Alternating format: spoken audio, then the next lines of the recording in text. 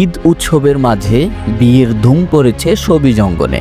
একদিনেই বিয়ের পিঁড়িতে বসেছেন 3 তারকা। বিয়ের খবরগুলো নিশ্চিত করেছেন তারা নিজেরাই।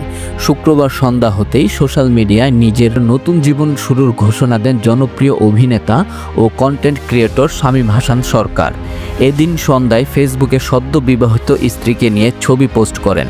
তিনি ক্যাপশনে যুক্ত করে লিখেন, আলহামদুলিল্লাহ কবুল, আপনারা আমাদের জন্য দোয়া করবেন। জানা গেছে মিরপুরের নিজের বাসায় পারিবারিক আবহেই সম্পূর্ণ হয়েছে আয়োজন। পাত্রী ফরিদপুরের মেয়ে আফসানা আক্তার প্রীতি।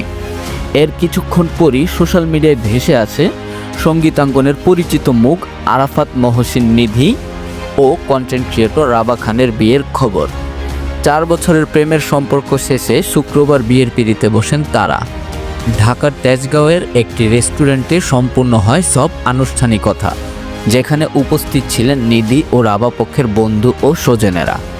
সো দর্শক, আপনাদের তাদের বিয়ে নিয়ে কী মন্তব্য অবশ্যই কমেন্ট বক্সে লিখে যাবেন।